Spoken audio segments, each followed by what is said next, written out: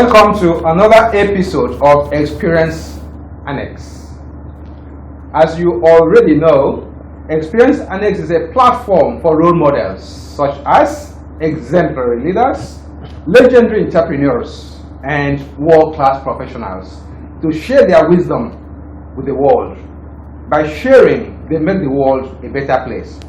We are very excited to have on Experience Annex today Mr. Paul Uduk, the Managing Director, CEO, Landmark Group on Experience Annex. Thank you very much. Paul Uduk is a business magnate. He is the Managing Director, I've already said, Managing Director, CEO of Landmark Group, an African-focused real estate and service office company having over 500 companies as clients with offices in 5 continents. He attended primary and part of his secondary education or school in the United Kingdom with a brief stint at Eton College for boys. At 16, he was admitted into University of Nigeria, Nsukka, where he obtained his BSc honors in architecture. Paul did his master's in construction project management at South Bank University, London, followed with another master's in environmental design and property development from Imperial College, London. In 1993, he obtained an MBA from the London Business School with the distinction for his dissertation on value chain analysis. Paul has had career as a project architect in 1998 with Anthony Barber Associates, Chartered Architects in the UK. He was Development Director at Beacon Housing UK in 1991. In 1994, Paul was the executive responsible for property for Team Regius PLC, a global service office company. And in 1997, he set up Landmark Group and he became the Chief Executive Officer. Paul serves on the board of many companies, including One Finance, a microfinance bank, and Federation for Cancer Care West Africa. He is also the founder and past president of the prestigious charity, the Human Race Foundation, a charity dedicated to providing young men with a chance in life. Paul is blessed, is married and is blessed with 2 children. Paul, welcome to Experience Annex. Thank you very much. It's a privilege to be on your show. We have read a brief profile, very brief profile of yours. I'm sure if we want to read the whole profile, it will take almost 2 hours. But please, can you just tell our viewers a little more about yourself? Okay, so I come from very humble beginnings. I was born in London in the mid-60s. My mother was a BBC journalist, and my dad worked in the diplomatic service, in the Nigerian diplomatic service. Went to primary school in London, and then my dad wanted us, myself and my brother, so we're a family of 3 children, wanted us to get a Nigerian experience. So I was shipped off to boarding school at the age of 10 in Nigeria at the Federal Government College, Lagos, where I spent 5 years. Initially it was very hard, but I then enjoyed it. And I look back to that time and I say, you know what, I wouldn't be sitting in Nigeria today doing the things we're doing if my father hadn't taken that decision. So I tell you this story because that really defines who I am. It was tough, but we rode through it at the time. When I finished school, I went back for my A-levels in the UK, and that's when I was at Eton. And then I came back to University of Nigeria. I decided I wanted to come back. So of all my siblings, I decided to come back to University of Nigeria, and I did my first degree in architecture there. I haven't gone through that. You've gone through my history. I mean, one thing I'd like to say is I haven't worked in many places. As you can see, I've worked in 4 places all my life.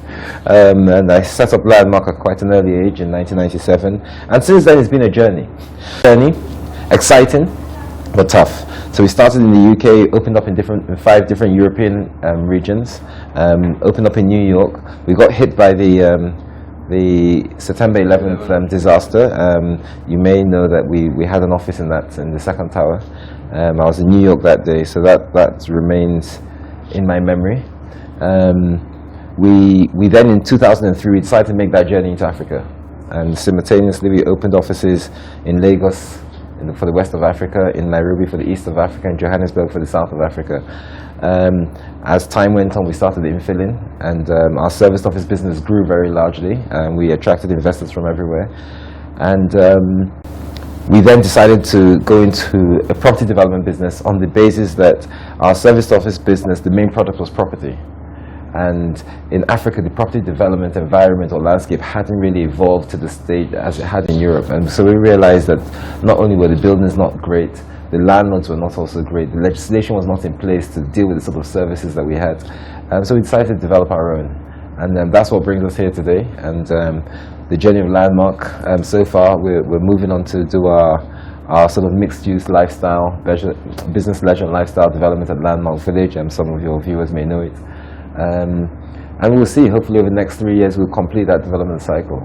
All right, so thank you so much for that a comprehensive background. What makes Paul Uduk tick? Yes, so someone asked me this question the other day, and they said, what keeps you awake at night? And I thought about this, and I thought to myself, what keeps me awake at night is not the same thing that gets me up in the morning. So I'll answer your question in two parts. So the first thing that makes me tick, what gets me up in the morning is succeed to do the things that change people's lives, right? What keeps me awake at night is ensuring that Landmark as a business, in all the destinations where it operates as business, that the people who work for Landmark have enough energy, drive, and receive the due compensation for the contribution to the Landmark dream. So one is more of my concern for other people that work with us, and the other is a personal drive. That's what gets me out of bed in the morning.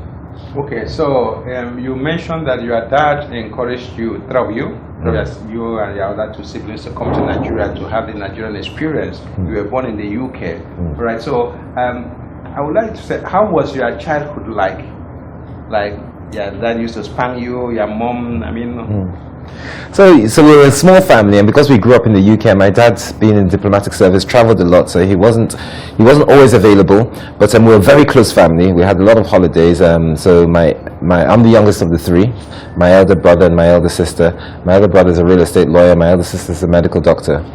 They both live abroad now, so they never really came back. I'm the only one that actually came back to Nigeria. We are still very close family. We go on holidays together once a year. So we grew up in a fairly loving environment. My parents, I must admit, my dad was not strict at all. He was not strict? No, not at all. He was very aerial, shall I say. He always looked at the big picture, encouraged us from afar, didn't focus on detail. My mum was very strict. She focused a lot on detail, made sure we went to school, made sure our clothes were proper, had the right table manners, sure that she knew all our friends. So my mum was the person who really got involved in our upbringing to that level.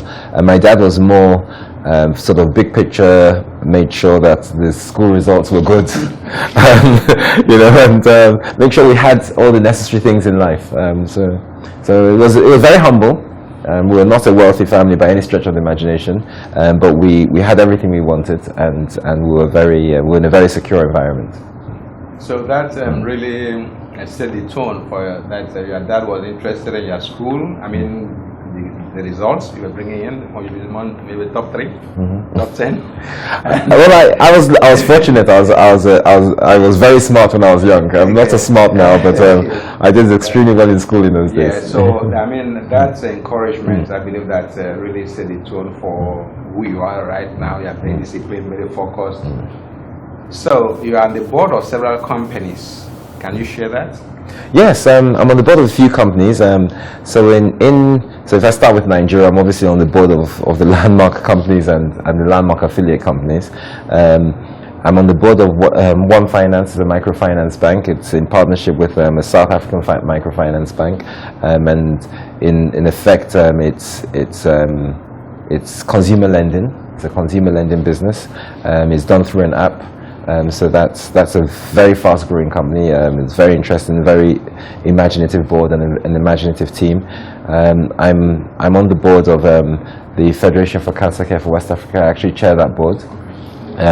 So it's an institution that was set up by the Roswell Park Cancer Institute, the oldest cancer institution in the world, based out of New York, Buffalo, New York, and it's in partnership with Lakeshore to provide basically cancer care in the West African region. So I chair that board. I also chair the One Finance board. I'm on the board of a company called Network Solutions, which is a European-based IT solutions company for real estate. I sit on the board of that. I'm a past president and sit on the governing council for the Human Race Foundation, which is literally a charitable foundation that's geared to give young men a chance in life. The recruitment base is from universities and after, and it offers a whole series of scholarships and support and work experience for young men. And when the young men sort of grow up and get their jobs, they plow back into it. It's now an organization that's over 500 strong. It's also based in 5 continents, and these young men, as you can imagine, have graduated and matured into movers and shakers around the world. So, thank you. Before we jump to Landmark, you mentioned you are in the board of a microfinance bank. Yes. You only use apps. You don't use. You don't have physical offices. No. Can you mention the name again? One Finance. One Finance. They're based in Nigeria, or they're also. They're Nigeria, Ghana, South Africa. One Finance. One Finance. Okay. Yes. The only apps. It's called One Fi. Yes. One Fi. Yes. It's based. Okay. It's online. And so apps. if I want to apply a loan, I must get the apps. You must get the app. Okay. Yes. All right. You get the decision in 30 seconds. I'm interested that because some people have been asking me about that. I said I don't know about the. Oh. Because yes. Okay, I remember. When we had a colloquium this year, a business colloquium this year, someone mentioned that there's a company like that that gives out loans. You don't need to know you or something. They use algorithms or something like that. Yes. Okay. It's using algorithms to determine your creditworthiness and your ability to repay. It's called OneFi, and it operates very well. It's growing very fast. It gives out billions of naira every month in loans. Every month. So that is also with no human contact. It could lead to this intermediation from the mainstream banks. Don't you think so? Yes, and I think mainstream banks have a big role to play because they handle loan portfolios that they shouldn't be handling. And I think mainstream banks should either adopt this model or partner with organizations like OneFi to have loans at that level disseminated. You know, I think the banking community has 2 things to do in life. One, obviously, is to create wealth for their shareholders. The second is to create wealth in the system and to lend people the money that they collected from depositors to help create employment and to generate activity within the system. The problem with the banking sector in Nigeria is that second bit is not done very well because they only give people who already have money. Okay. And if you really want to create new things, you need to give people who don't have money. You need to take those bets. And that's what One Finance do. Okay, so thank you so much for that. That is, real estate that you are. How did you get started? Obviously, Landmark is one of the largest real estate companies in Nigeria. How did you get started? So I went through an architectural education.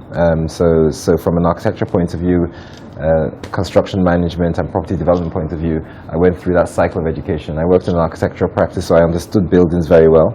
And then from my understanding of buildings, I went to work with a house building company in the UK.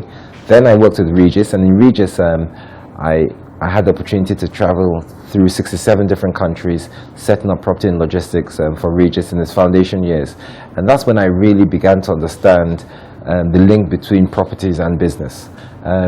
So in 1997, I decided, and late the part of 1997, decided to set up Landmark, very much with the help of my former boss, who was the founder of Regis. Within Landmark, the idea was to service businesses in a variety of regions.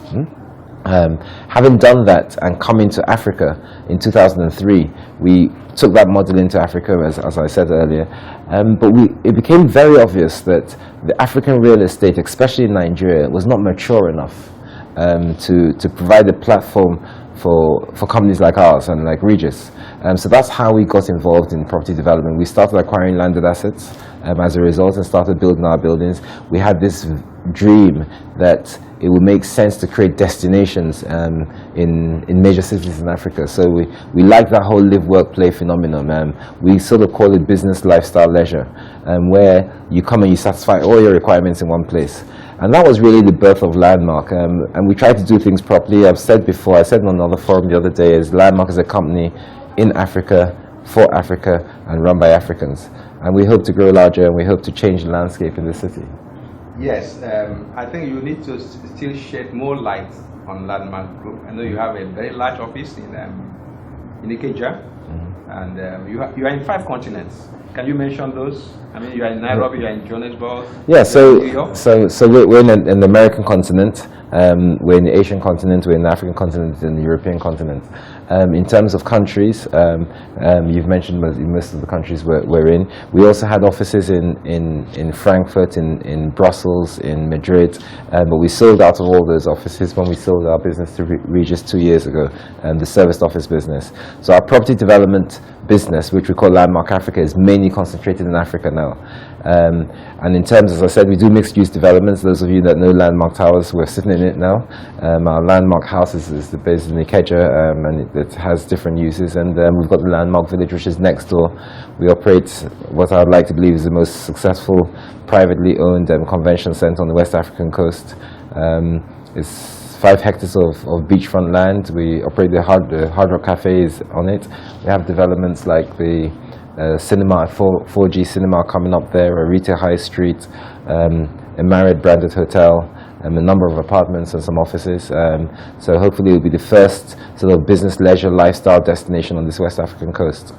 So over the next 3-4 years, I think there's a lot to come, and they're digging the ground as we speak.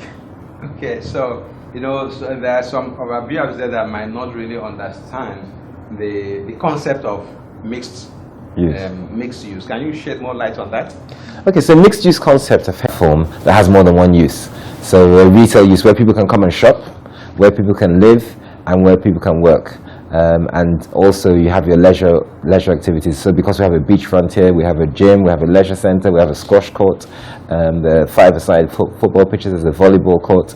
As I said, there's restaurants, and we have Casman Gambini coming here. We have Hard Rock, Shiro, The Spur, Ranch Steakhouse, Neo Cafe.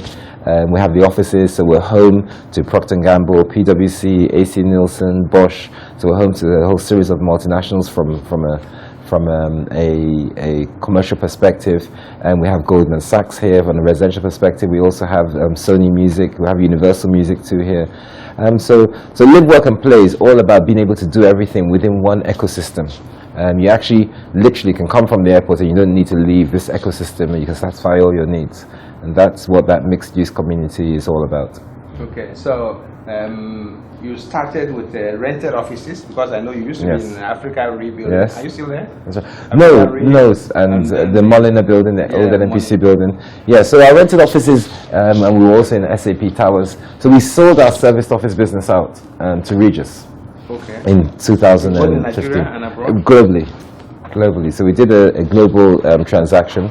So it was a multi-million-dollar transaction. We sold out to Regis and reinvested in our property development product. Okay, so you are now into strictly property. You are no more into renting anything at all. No, we rent all these properties, but we don't rent on the short-term basis that we used to. Yes, yeah. So we build to rent. We don't build to sell. So we hold all the assets that we build, but what we do effectively is develop real estate in all sectors. Okay. You obviously started very young, at about age of maybe less than 20. Did anybody encourage you to go at the beginning to go into business? No, nobody did. As a matter of fact, nobody did. And my family history is not necessarily a business-driven history. Having said that, there must have been some influences our parents passed down, because my brother and my sister run their own businesses now. My sister she's a doctor at Johns Hopkins University, but she runs her own practice. My brother runs a real estate practice, and obviously I run Landmark. So there must have been some influence, but there was no specific influence from my parents that we should go into business. I took the jump literally because I worked at Regis, and I was one of the founding staff at Regis. So I was one of the early staff that Mark Dixon, who founded Regis, hired. And when I worked with Regis, we started working from his dining room table. We talked about how Mark helped you, and he never felt threatened, even came back and bought your company. Was there a time that you ever felt frustrated and wanted to give up? Oh yes, absolutely, every time. I think there's not a day that passes when you run your own business and that you don't feel frustrated to some. But you feel joy and frustration in equal measure. So it's not a world of frustration, there's joy as well. And many times, many times. Okay, but you never gave up? No, you never give up if you're doing what you love and you're doing what you have passion for, but most importantly, you're doing what you know. So I always say, if you have those three ingredients, you've got to love it, you've got to have real passion for it, you've got to know it, and it's got to be useful to the world. So you've got to be selling something that people want to buy. I mean, you won't give up. Paul, you decided to come to Nigeria to invest. Whereas, I mean, while most Nigerian youth are running abroad, they run to the UK, dying in the Sahara Desert. Can you comment on that?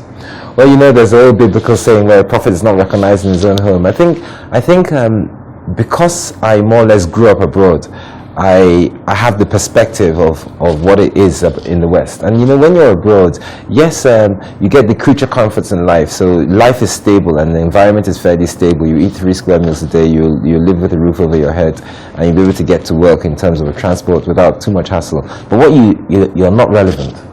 The thing about being abroad, you're just not relevant. And when you come to your own country, there's a lot more relevance in what you do and who you are. And because we're still in a developing environment out here, you have a huge opportunity to bring a lot of the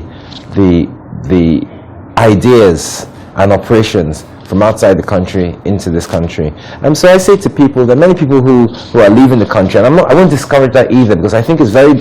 Okay, can you shed light about, you have this the office in Nairobi, the office in Lagos. How do you compare the two?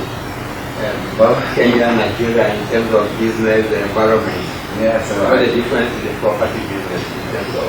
So they're very different. I mean, this is a great about Africa. It's unlike Europe. You get into Europe and many European states, and most European states are very similar. I mean, they're different in language and culture, and the way business is transacted is very similar. You come into Africa, and Nairobi is eastern and Lagos is west. I mean, I would say west-west. Even Accra and Lagos are very different in how they do business. And one of the things that strikes me most about Africa is governments just have a huge impact on the way business is done. So you can't really do business despite the government. You've got to literally be in Africa. So the reasons I'm coming to the point about why Nairobi and Lagos are very different, because the governments are not very different. And things that matter to people are very different between Lagos and Nairobi. The statutory controls are extremely different as well. And the real estate landscape is very different. How we think of land in Nigeria is very different from how we think of land in Nairobi. So your land in Nigeria is not, it's thought of as oil or as gold. It's thought of as a family treasure. And as far as most people are concerned, it's very valuable irrespective of whether something's on it or not. In Nairobi, land is not thought of that way. Land is thought of, if it's farmland, it's farmland. If it's industrial land, it's industrial land. If it's residential land, it's residential land. And they all have different reasons for existing and different costs and commercial commerce around it. In Nigeria, whether a piece of land is farmland, beach land, leisure land, school land, or commercial land, they're all the same price, because the guy says the person next door sold for X amount of money per square meter. So it's not very different. The same thing with the buildings constructed here are very different from Nairobi. I think in Kenya, whilst a lot of the construction relies a lot on imports as well, but a fair amount of it is very much reliant on the domestic market and domestic supply chain. And Nigeria, almost 90% of everything we do has to be brought into the country, and is very much guided by the policies of how we can bring things into the country. Then coming to the operations of your business, I mean, Nairobi, they don't have the issues of sort of power. The municipal authority has not just evacuated town. So the municipal authority provides sewage, provides power, provides water. So you didn't have to think of things like that when you're developing. In Nigeria, obviously, you have to do your own municipal authority. On top of that, you still have to pay your taxes to the municipal authority. So things are very different. How you build a building, how you operate it. So, Paul, in summary, having said that, it's more rewarding to do it in the middle. You get it right, and you can create the things that you want to create. You feel a lot more rewarded. So there's a paradox there. There is. The easy places, you know what they say is, the easy places are not always the best places. So, because we have said it in several forums that if you can succeed in any business in Nigeria, you can succeed in any other business. Technically, as long as you stay on the business side of business, yes. Right. Among our viewers out there are some that might want to venture into business, whether property or what would you advise someone who wants to venture into business? You have said it before, but can you just elaborate on that? So I'll start with this saying, and it goes like this. The best time to seize an opportunity of a lifetime is during the lifetime of that opportunity. There's no point trying to seize the opportunity of a lifetime after the lifetime of that opportunity has passed. So you've got to first of all decide when the lifetime of that opportunity is, and then you've got to then try to go for it. And I said the three things that I said earlier in our conversation that matter most is you have to do something you're passionate about, because you have challenges every day. You have to do something you love. But you also have to do something you understand, and you have experience, and you have knowledge, you can buy in or pay people to bring that experience and knowledge. Most importantly, whatever you do has to be something that there's a consumer out there to provide it. So most people sometimes when they're doing business, they think, if I'm preparing the business for myself, so if I like it, it should be good. But the truth is sometimes the things that you like are not the things that everybody likes. Which is why when you see buildings that are made for rent or sale, most of them are white in color on the inside. Now white is not necessarily the best color, but it's the most neutral. And that's why, so if you take that analogy to business, my biggest advice is make sure you're passionate about it. Don't just do business because you think there's money in it. I think the easiest way to fail is to chase money. And the easiest way to succeed is to chase a passion for change in the industry we're in. That's beautiful. If you're looking at new, what would you do differently?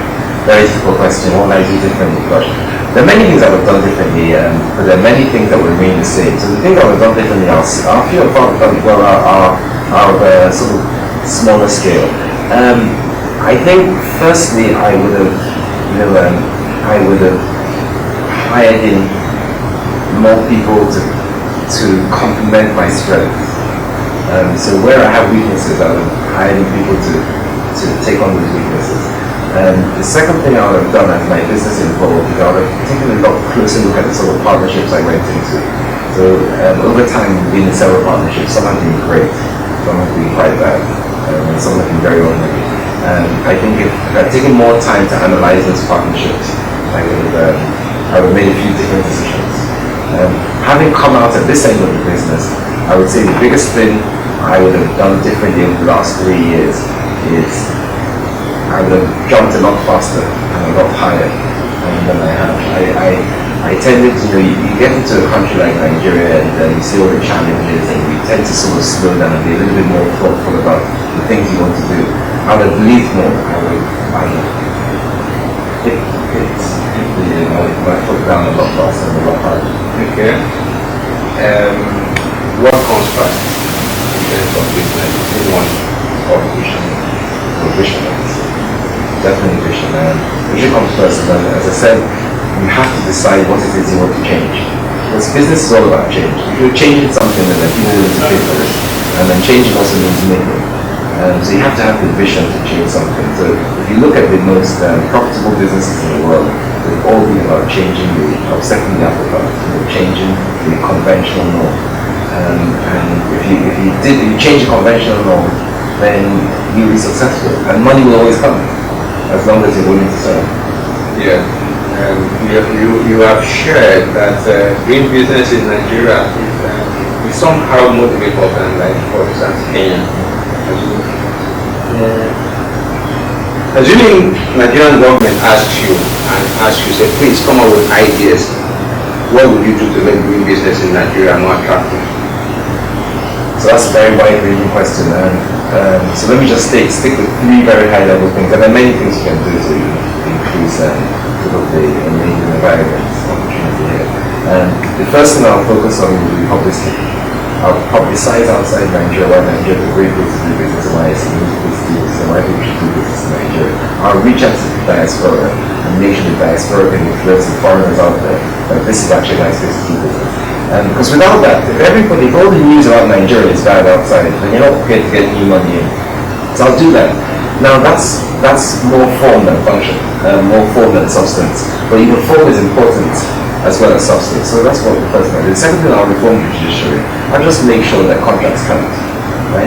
Because I think it's very important if you're going to do business here and sign a piece of paper with you, that you live and die by that piece of paper.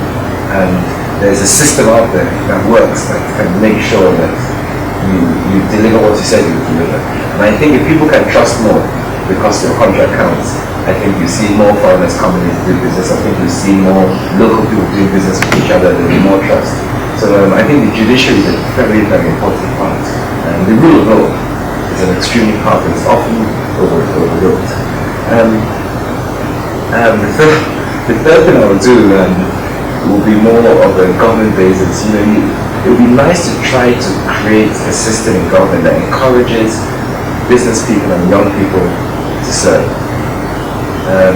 And I say that, and again, this is something more fun than substance, but I say that because what usually does happen in government is 90% of people in government are out of touch with reality. They're not necessarily providing what the young people want. I understand the median age in Africa is 19. The average age is 26. There are 19 million people walking about in Nigeria, between the ages of 11 and 17. They're coming into the employment market over the next 3 to 5 years. There's a population boom. And people say population boom can be a big advantage to a country, but it can also be a big crisis to a country. You don't get these people gainfully employed. You have to get them educated, you have to make sure they're taken care of from a health perspective and a housing perspective. So you just need people in government to create jobs and to be a little bit more innovative about how things are done. And have more humility, have more honesty, have more candidacy. That will change the way government operates so it becomes better for people like that to come to government. Then with that, we'll see all the issues like power being solved. And you see the issues of housing and infrastructure being solved. So a lot of people talk about crime or cut corruption or I'll make sure I solve the power problem or I'll build some more roads. You don't need to do that. The private sector is everything. The private sector, if in your yard you cut corruption, you won't let people steal your money because it's your money, right? You make sure in your yard the lights are on, even if you have to buy your diesel and stuff. So if you spread that out on a government basis, you find out that if you have people with a private sector mindset in government, they will create all those things, or create an environment for the private sector to create those things. So I have no issues with infrastructure. If people want to be in a country, they'll get over the infrastructure challenges and they'll help create a better infrastructure. I have no issues with what they say is crime or corruption because every country has it. And the minute we produce more for our people, I think you'll find that the levels of corruption will lessen and will eventually never disappear, but it will lessen to a point where it's not endemic in the system. So I think, as I said, to recap, 3 key things would be publicity outside the country, judiciary, and politics reform. So I see that you put a rule of law as the primary. Every other thing flows from there. Absolutely. The rule of law is to help you stem corruption as well because people will know they can't get away with driving down a long-way street. They can't get away with stealing other people's money. They can't get away with breaking contracts. So if you give someone money to set up a power plant to put power in this village, they will do it. Because if the rule of law is in place, that person knows if they don't do it, they will suffer the consequences. Well, so what do you think? Why are people? Because in the presidential system, there is separation of power. The judicial is different, the executive is different, and then the judicial is different. So why is the rule of law? Because the leaders don't obey the rules in the first place. So I think the problem is, and I hate to generalize because there are really some good people out there in leadership positions. But if the leaders don't obey the rules, than the citizens won't. And that's the truth. We run businesses. If we flout our own rules in our business, then the staff won't obey the same rules. So that's the first thing. The second thing is, because we're an emerging nation, and there's nothing wrong with this as long as we develop afterwards, we worship money. We idolize money. And what happens is government officials tend to have more money than non-government officials. And so they tend to put that money in the system that influences the rule of law. Judiciary, it's about the application from the police and the services. Yes. And yes, when there's fuel scarcity, and you and I as private citizens, we go and line up at the petrol station, the government official comes, who is part of the problem, and comes in front of the queue, and gets away with it. And as long as we continue to allow that to happen, we're going to continue to have these issues. When many people take a stance and say, you know what, no more, then those issues will generally go away gradually. So the rule of law is such an important part of the fabric of society. Yes, It's what separates us from animals, by the way. Okay. I asked you that question at the Business Roundtable. I said the thing about life is that, you see, everybody has a conscience. So you don't need to tell me what the right thing is. I have a conscience that tells me it's whether I choose to do it or not. And the thing about doing the right thing is not a situation of convenience. It's always right. It's easy to do the right thing when it's convenient. It's harder to do the right thing when it's not convenient. Right? So I say, let's just use an old religious principle to judge what is right and wrong. And do unto other people as they expect other people to do unto you. And you find that more often than you do the right thing. yeah. Okay, so let's not go into the word. We will not finish this in time today. We will okay. That's the Nigerian population. I mean, about more than 60% of Nigerian population fall into the youth category. What would be your advice to the youth wishing to go into business? So that's a tough one. So, I would say to the youth, so patience is a very important virtue, and it's not one that many of us have. But my biggest advice to the youth is, acquire some skills, train yourself, be patient, learn when you're working with somebody, or when you're going through your apprenticeship, or in school, or university, or in any educational platform. Is spend that time wisely, try to learn, because you won't be youth forever. But the biggest advantage of the youth is that you have time. And you don't use that time wisely. If you try to jump a lot of steps and try to make money too quickly, then you'll never be able to concentrate on that time. So I say to people that the world, life is like a ladder, and you go up a ladder one rung at a time. If you want to get to the top of the ladder, and you want to get to the top in the most harmless way, is you take it a step at a time. You don't jump a whole series of steps on the ladder, you could fall down. So I say, be patient, do the right thing, and focus on learning and focus on yourself, and eventually you'll be successful. If you fast track it, then you will have the same problems when you're 20, when you're 60. Advise government to generate jobs. It's about a successful businessman.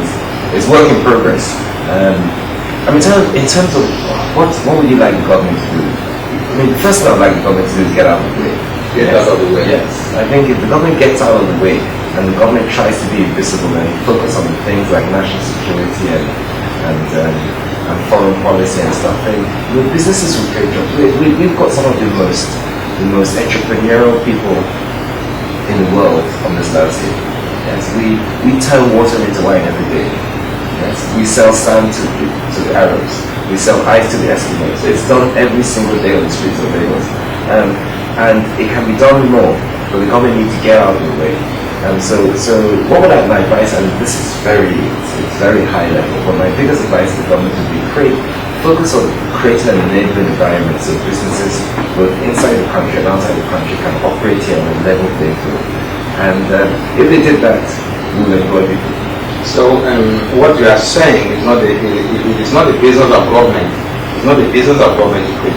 No, the private sector. Absolutely. The business of government is to create a platform for the private sector to be able to create jobs. So let me give you a quick example in the real estate industry.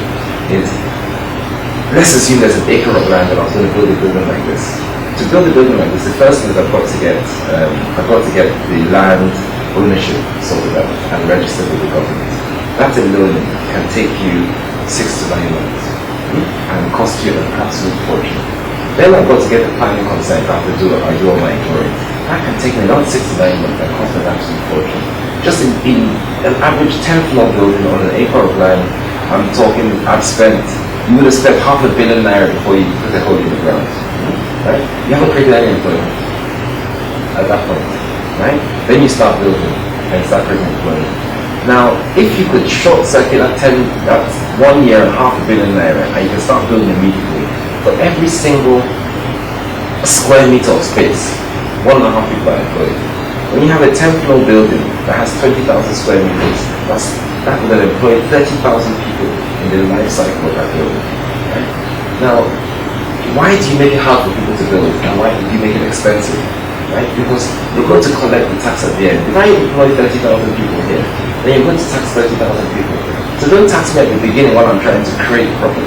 Tax me at the end when I'm making the money and you sharing my proceeds. So now I was brought up to understand that the business has 3 shareholders. It has the guys who put the money together to form the business. That's 30% of it. Then it has the people who work for the business. That's another 30%. And then it has the taxman, which is 30%. I'm happy to give my 33.3% to the taxman there. But let me get there. You know, so that's all part and parcel of trying to ensure that the government helps and it creates an enabling environment so businesses operate. I'm just giving you a very simple example. I'm sure other industry professionals will be on their time. And so, you know, we started this thing in 1983. I was still in university when it started. And the idea was to create a space that is a social platform for us to have fun and support some of our friends that were not as fortunate as we were, that couldn't pay their school fees or get their books or didn't have places to live. And it was literally a support infrastructure. And then when we finished university and there were 7 of us. Are you saying that you are the founder of that, the Human Rights Foundation? I am a co-founder. There were 5 of us that started. Nigerians? All Nigerians? All Nigerians. The University of Nigeria. And it's a very big organization now, University of Nigeria. So you go to Nigeria, the University of Nigeria, you say, you know, the Human Rights Foundation, because a lot of members have come from the school and have gone back to give back. So we're still functioning? Oh, very much so. We very much function. As I said, there are hundreds of members in 4 continents in the world. You know, doctors, lawyers, engineers, business people, government people, and everybody is giving back. We contribute a lot of money to make sure that people who are still coming through the university system get this right sort of support and encouragement to become successful. Let me come again. Is it only limited to people, students of the University of North Suka, or? So this is the question I never answer on camera. So unfortunately, but I will answer it on camera in this show because of the widely reaching audience here. Yes, it is at this point in time. We're looking to reform it, but you know, we don't have the infrastructure to make sure you get the rights for the pool. So because all 5 of us that started here for the University of Nigeria, we focused on helping people that come through the University of Nigeria system because we understand. But as our children begin to grow up and we're not school in the University of Nigeria, we're thinking, you know what, we ought to expand this outside. Okay, so in wrapping up, and you have said it several, you said different ways, but just in summary, how do you define success? Well, success is a journey, it's not a destination.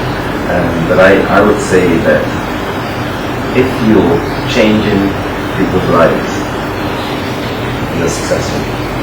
You're changing people's lives for the good, you're successful. And I think the more people's lives that you change, the more successful you are. The more people's lives you change, the more successful you are. So it's not about the money? No, not at all. About the money? Yeah. Some of the richest people in the world have no money. Alright, and the TED foundations and the TED. Okay.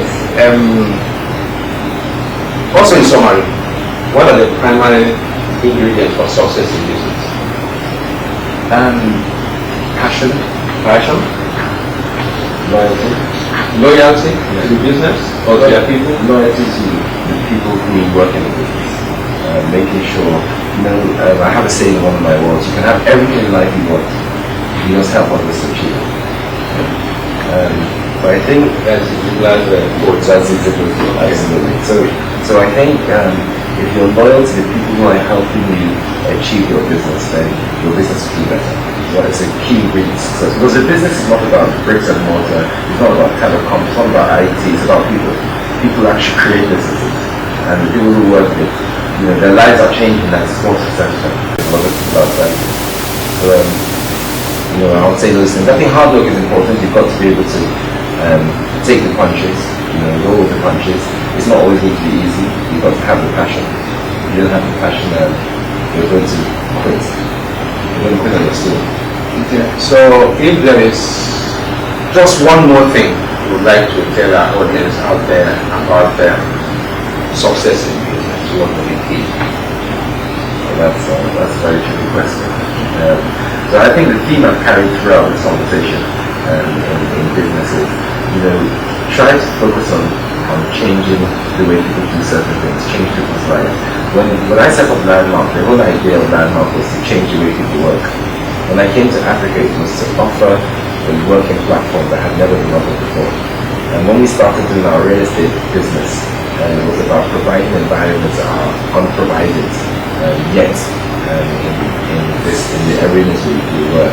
So I would say the biggest advice I can give to anybody is to focus on changing other people's lives. And if you did that in whatever business you're doing, whether it's IT, real estate, telecoms, music, fashion, if you change other people's lives, I think you'll be very successful. Thank you very much, Paul, for sparing time to share your wisdom on experience and it's. Thank you very much. I appreciate the invitation. I have been speaking with Mr. Paul Onwuanibe, the Managing Director and CEO of Landmark Group, one of the biggest real estate players in Nigeria, operating in 5 continents, with offices in Nairobi, Johannesburg, Dubai, London, New York, amongst others. I believe you have enjoyed today's episode of Experience Annex. Until the next episode, I have been your host, Paul Uduk. Thank you.